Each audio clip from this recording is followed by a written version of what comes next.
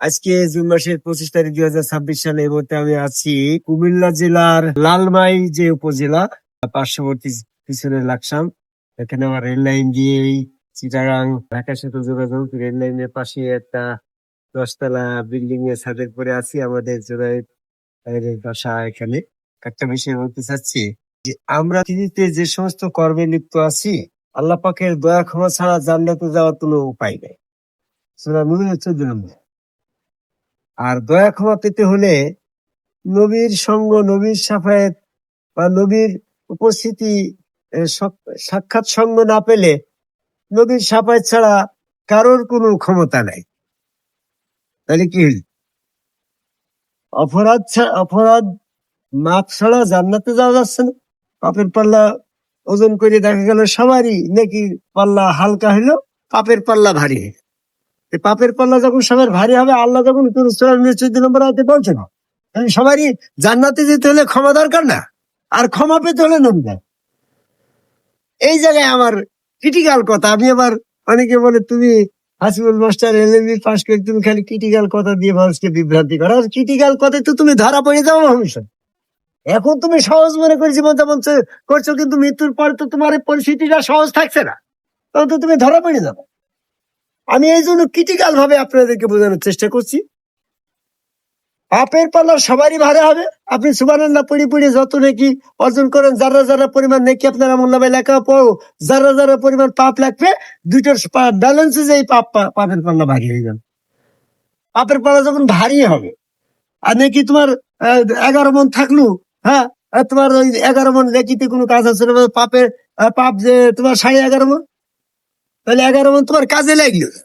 তাহলে পাপটা ক্ষমা করতে হলে আমার মনে করো 1.5 কেজি নেকি, আর এরকম 11 মন পাপ, তাহলে আমার এই 11 মন পাপ যদি একবার ক্ষমা হয়ে যায়, তো 1.5 কেজি তো আমার ভারী হয়ে যাবে। তাহলে আমার তো আমলনামা ডাইন পাই যাবো না। তাহলে আমার সমস্ত প্রচেষ্টা, এরকম নেকি সংগ্রহ করার প্রচেষ্টা থেকে আমার পাপ ক্ষমা করার প্রচেষ্টা এই জীবনে প্রথম দরকার গো। কি মাসুম বুঝতে পারবে? তাহলে আমার পাপ ক্ষমা করার গবেষণায় আমি দেখলাম, পাপ ক্ষমা করার জন্য আল্লাহ পাকের সুপারিশ লাগবে। আল্লাহ যদি কোনো সুপারিশ ছাড়াই পাপ ক্ষমা করে দেয়, আর আল্লাহর দলভুক্ত ছাড়াই যদি পাপ ক্ষমা করে দেয়, তাহলে আল্লাহর আবার ন্যায় বিচার থাকবে না। আল্লাহর পাপ, আল্লাহ পাকের কাছ থেকে আমাদের পাপ ক্ষমা পেতে হলে আল্লাহর দলভুক্ত হতে হবে। আর আল্লাহর দলভুক্ত হতে হলে আল্লাহর বিরোধী দল শয়তানের দল থেকে বেরিয়ে আসতে হবে। শয়তানের দল থেকে বেরিয়ে আসতে হলে এরকম ভাবে শয়তান বিরোধী আদম কাবে আল্লাহকে সেজদা করতে হবে। আর আদম কাবে আল্লাহকে সেজদা করতে হলে সমগ্র রসুলের কাছে বায়াত গ্রহণ করতে হবে। আর রসুলের কাছে বায়াত গ্রহণ করে ওই সেজদার মাধ্যমে সমগ্র রসুলের আনুগত্য করলে ওই আনুগত্য আল্লাহর হবে।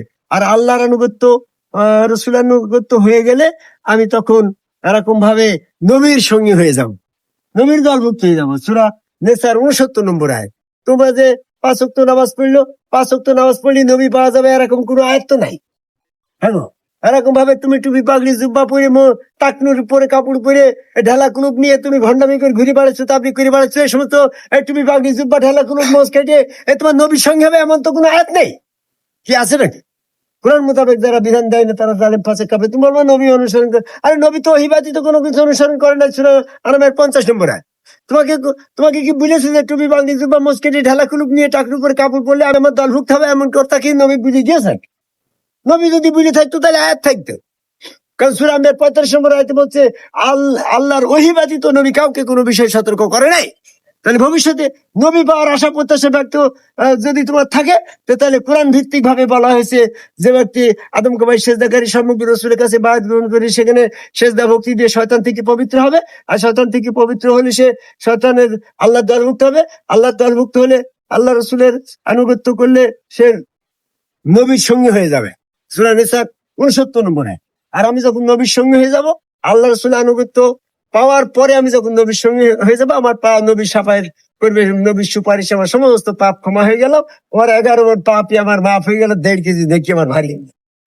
আর তোমার 11 মন নেকি আর 11.5 মন পাপ, তোমার পাপ যখন ক্ষমা হয়ে গেল, 11.5 মন পাপের কারণে তুমি 11 মন নেকি তোমার কোনো কাজে লাগবে। এই জন্য আমি আমার সংক্ষিপ্ত পরিসরে, আমার সাথে জুনায়েদ আছে, জুনায়েদের বন্ধু আছে, আসছে আমাদের সাথে সকল সঙ্গী হিসেবে মাসুম আছে। এই কুমিল্লার এই জায়গায় লালমাই উপজেলার এই 10 তলা নির্জন ছাড়া আমি পৃথিবীর সকল মানুষকে পাপ ক্ষমা করার আশা প্রত্যাশা ব্যক্ত রেখে আল্লাহর দলভুক্ত নবীর দলভুক্ত হওয়ার জন্য শয়তানের দল থেকে বেরিয়ে আসার জন্য আদম সেজদার মাধ্যমে পবিত্র হওয়ার আহ্বান করে আমার কথা শেষ করে জয় গুরু।